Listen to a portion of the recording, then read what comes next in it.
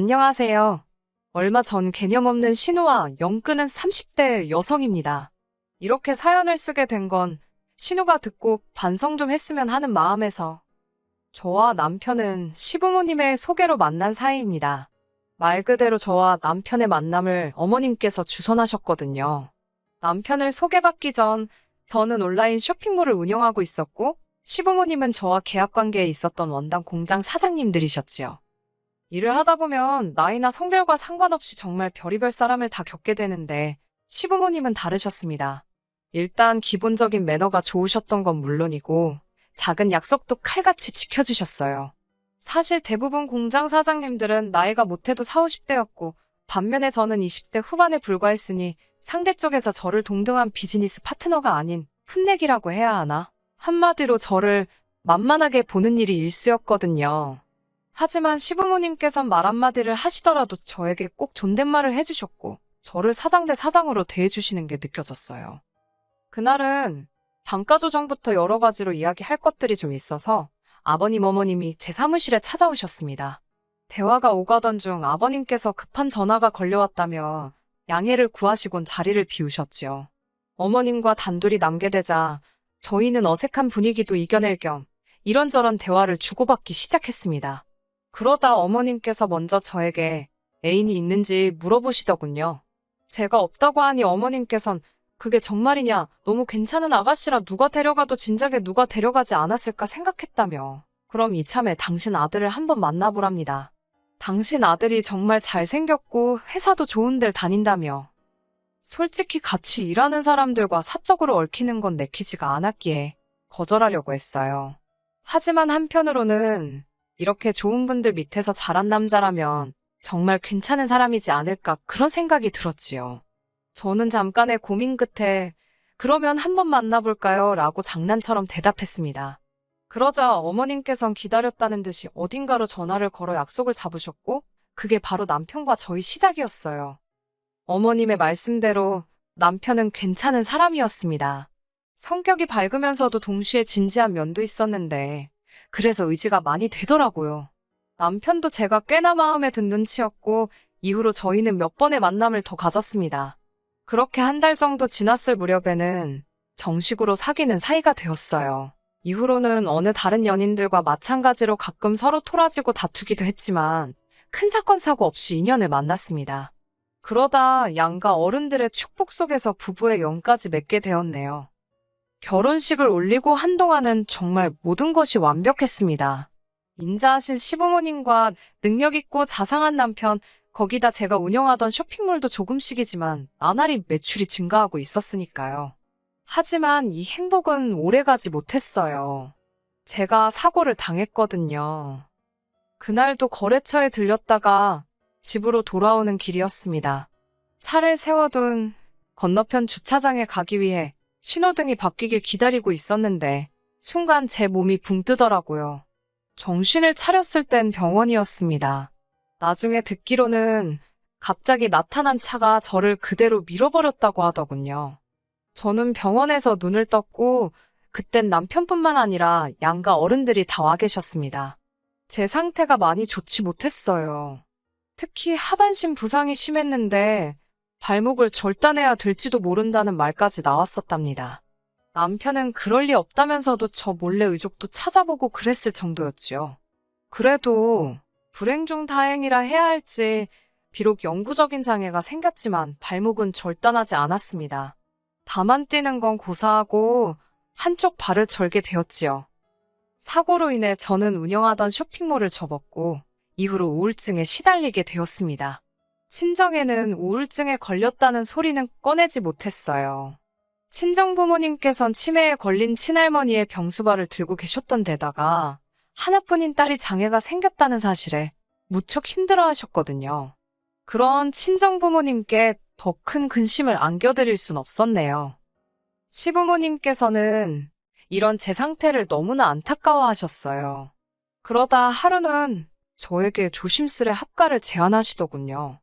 시집살이를 시키겠다는 게 아니라 그래도 오가는 사람이 많은 곳에서 사는 게 덜 심심하고 덜 외롭지 않겠냐는 말씀이셨지요.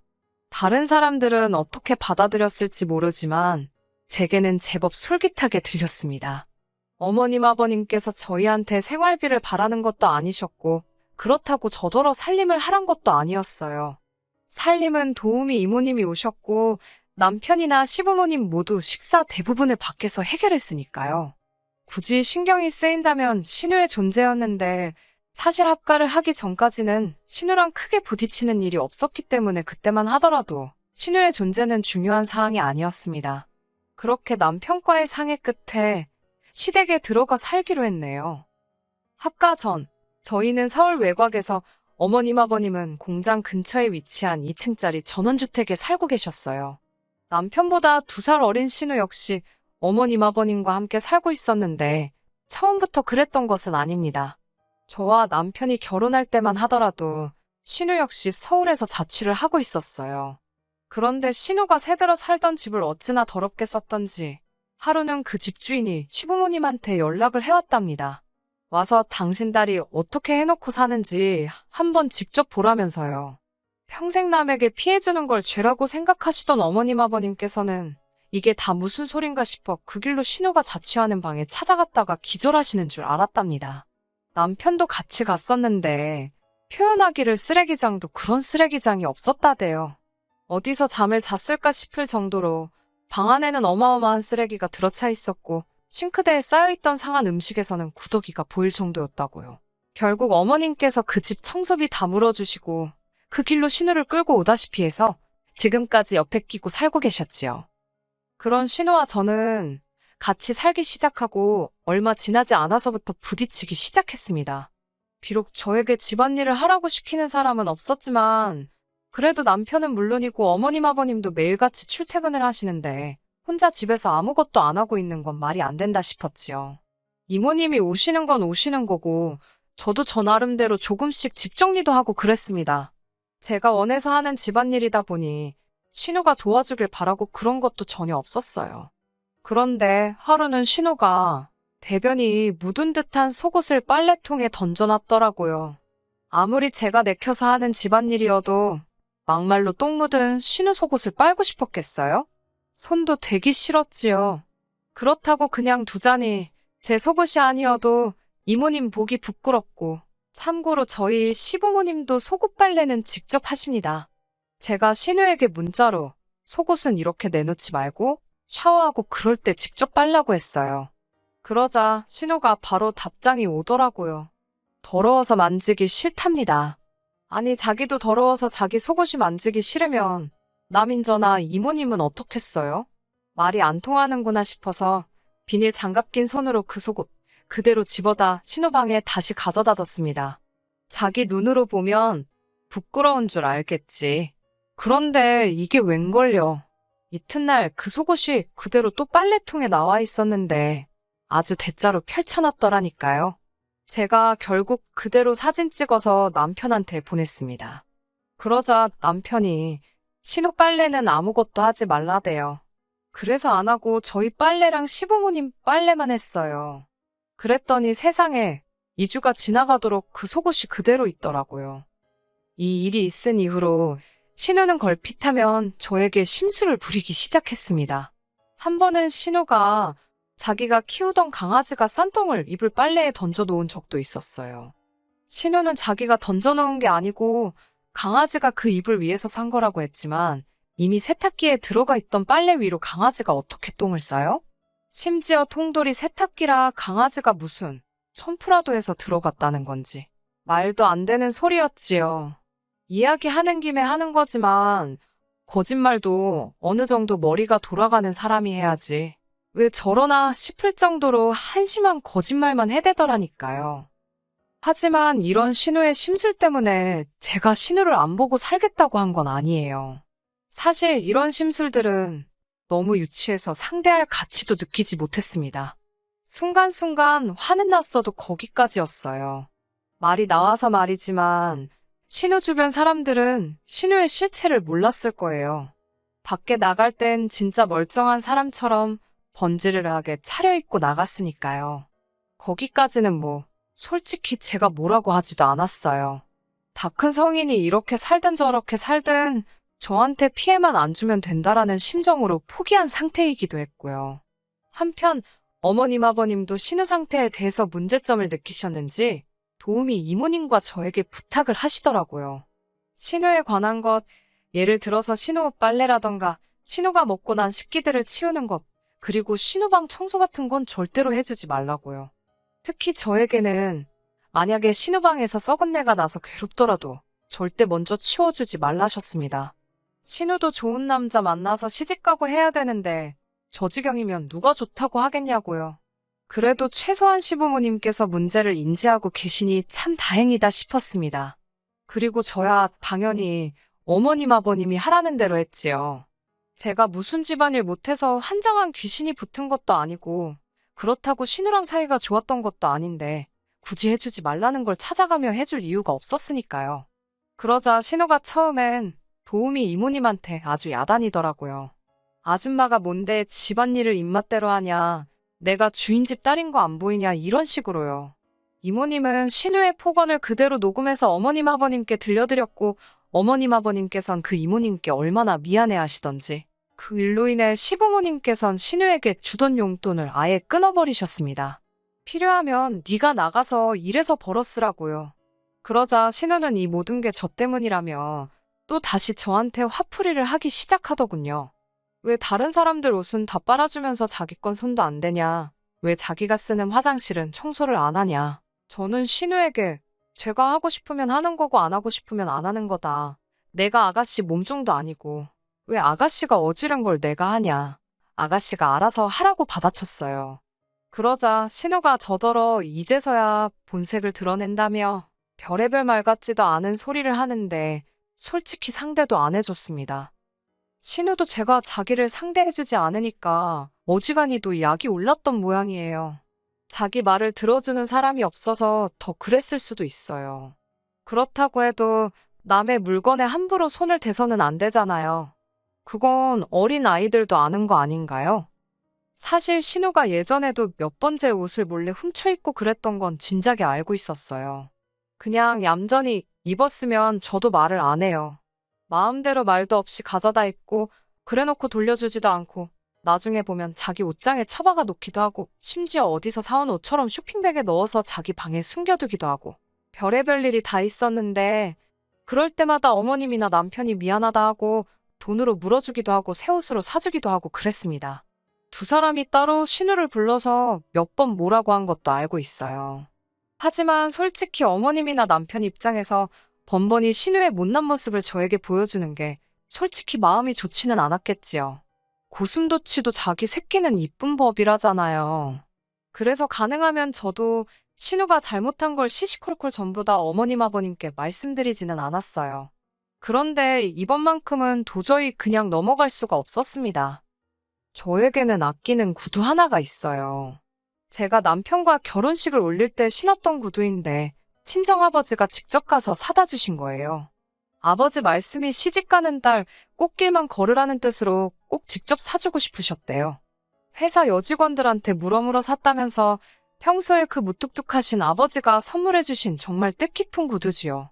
제 발목이 이렇게 된 이후로는 한 번도 신지 못했지만 그래서 더 의미 있는 구두라고 할까요? 그런데 언젠가 제멋대로 저희 방에 들어온 신우가 그 구두를 봤습니다. 제가 일부러 그 구두는 잘 보이는 곳에다 장식해 두었는데 그게 제 잘못이라면 잘못이겠네요. 신우가 구두를 누가 방에다 두냐면서 제 위생 개념이 엉망이라고 잔소리를 해대더라고요. 똥 묻은 개가 겨 묻은 개 나무란다더니 그러더니 하루는 저더러 그 구두를 빌려달랍니다. 소개팅 하는데 신고 나갈 게 없다고요. 그래서 저 구두는 안 된다고 그러지 말고 하나 사신던지 아니면 있는 구두 잘 닦아서 신으라 했습니다. 그러자 제 뒤통수에다 대고 들릴 듯 말 듯 욕을 해대더라고요. 한심해서 듣고도 못 들은 척 무시해버렸습니다. 그리고는 저는 저녁 식사 준비를 하려고 부엌으로 향했고 신우가 어찌나 살금살금 나갔는지 현관문 닫히는 소리를 듣고 나서야 신우가 지금 막 외출을 했다는 걸 알게 되었어요. 그런데 순간 왠지 모르게 쎄한 기분이 들더라고요. 설마 싶어서 서둘러 2층으로 올라가다가 다친 발목을 한 번 더 삐끗하기까지 했습니다. 그렇게 저희 방문을 여니 구두가 사라지고 없었습니다. 아, 정말이지. 화가 나는 건 둘째치고 눈물이 나더라고요. 당장이라도 신우를 쫓아나가고 싶은데 다리는 너무 아프지. 그냥 그 순간의 상황이 너무 답답하고 억울했다고 할까요? 그렇게 2층 방에서 울고 있는데 퇴근한 남편이 들어오는 소리가 들렸습니다. 곧이어 남편이 저를 발견하고는 왜 그러냐고, 그리고는 벌겋게 부은 제 발목을 보더니 이게 다 무슨 일이냐며 놀라서 묻더라고요. 저는 비어있는 신발장을 가리키며 신우가 내 구두를 훔쳐 신고 나갔다고 그 소리를 하면서 또 엉엉 울었습니다. 그러자 남편이 바로 신우한테 전화를 걸어서 당장 들어오라고, 안 들어오면 너 오늘 내 손에 죽는다고 소리를 지르대요. 신우도 어쩌고저쩌고 악을 쓰는지 전화기 너머까지 신우의 목소리가 들렸지만 남편은 개의치 않고 가만 안 둔다고 그 신발 지금 당장 벗으라고 하더군요. 곧이어 어머님 아버님도 집에 오셨지만 신우는 기어이 12시가 다 되어서야 들어왔습니다. 저는 지칠 대로 지쳐 있었고 남편은 매우 화가 나 있었으며 어머님 아버님도 한숨만 내쉬고 계셨어요. 솔직히 말해서 구두 상태만 멀쩡했어도 제가 가족들을 말리던지 신우한테 한 소리 하고 말던지 대충 끝냈을 거예요. 그 정도로 제가 너무 지쳐 있었거든요. 그런데 현관에 선 신우의 발을 보니 일부러 진흙탕에 문지르기라도 한 듯이 구두 앞코가 다 시커멓게 변해 있더라고요. 그 구두를 보니 또 눈물이 나대요. 남편이 신우더러 장난하냐고, 새언니 구두는 왜 말도 없이 신고 나가서 이렇게 하고 들어오냐니까 신우가 이깟 구두가 뭔데 하루 종일 가족들이 자기를 귀찮게 하냐면서 냅다 구두를 벗더니 바닥에 후드려 치는 거예요. 정말 저게 미쳤나 싶을 정도로 아주 악을 쓰면서 말이지요. 그러더니 급기야 저를 노려보면서 제 다리를 비하하는 단어를 쓰면서 제가 순화해서 말하는 거지만 발목도 정상이 아닌 게 무슨 신지도 못할 구두를 가지고 울고 짜냐면서 쇼하지 말랍니다. 아, 정말이지. 제 마음 한구석에서 커다란 납덩이가 쿵하고 떨어지는 심정이었달까요. 그때는 벙쪄서 눈물도 안 나대요. 그때였습니다. 남편이 당장이라도 신우를 한 대 치기라도 할 기세로 손을 들어 올렸는데 남편보다 어머님이 빠르셨어요. 어머님께서 신우뺨을 냅다 갈기시더니 너 같은 걸 어디까지 받아줘야 하냐면서 소리를 지르셨습니다. 그리고는 신우더러 이 집에서 당장 나가라고 하시더군요. 그냥 좀 못난 딸인 줄 알고 품어줘야지, 잘 가르쳐야지 그렇게 생각하셨는데 이제 보니 못난 게 아니라 못돼 처먹었다면서. 그러더니 어머님이 제 앞에 무릎을 꿇으시곤 이게 다 당신과 아버님이 자식 교육을 똑바로 못 시켜 그렇다며 미안하다셨습니다. 그리고는 다시는 신우와 마주치는 일은 없게 해줄 테니 저더러 상처받지 말라시대요. 그리고 이튿날 어머님 아버님은 진짜로 사람을 불러서 신우 방을 비우셨습니다. 그리고는 신우에게 500만 원을 주시면서 이 돈으로 뭘 하든 네가 알아서 하라고, 대신 2번 다시 이 집에 들어와 살 생각은 하지 말라셨습니다. 그제서야 신우는 어머님께 죄송하다, 새언니만 예뻐해서 셈이 나서 그랬다며 어린아이 같은 변명을 늘어놓았지만 어머님께서는 완강하셨어요. 네 새언니가 용서해도 당신이 용서를 못한다며 제대로 반성하고 못돼 먹은 생활 습관도 싹 다 뜯어고치면 그때 이야기 하자시대요. 그렇게 신우는 결국 쫓겨났습니다. 남편에게 듣기로는 일단 친구네 집에서 신세를 지기로 했다는데 어떻게 될지는 모르겠어요. 어머님 아버님께서는 전보다 훨씬 더 저에게 잘해주시려고 하시고 요새 이사갈 집도 알아보고 계시더라고요. 1층, 2층으로 나눠진 집 말고 단층으로 넓은 집으로 가자셨어요. 그래야 제가 좀 더 편하지 않겠냐고요. 솔직히 시부모님과 신우는 부모 자식 사이인데 제가 그 가운데서 예쁨을 받으면 얼마나 더 맞겠어요. 그래도 지금은 어머님 아버님이 주시는 이 사랑을 마음껏 누려보려고 합니다. 언젠가 기회가 된다면 제가 신우랑 잘 지내게 될 날도 있을까요? 그건 솔직히 잘 모르겠어요. 솔직히 저보다는 신우한테 달린 일 아닌가 싶기도 하고, 그래도 모든 시부모님이 자기 자식만 싸고 도는 건 아니라는 이야기를 꼭 해드리고 싶었어요. 어머님, 아버님 감사합니다. 끝까지 들어주셔서 감사합니다. 오늘의 사연은 여기까지입니다. 구독과 좋아요, 알람 설정 부탁드리고 더 좋은 사연으로 다시 찾아뵙겠습니다. 감사합니다.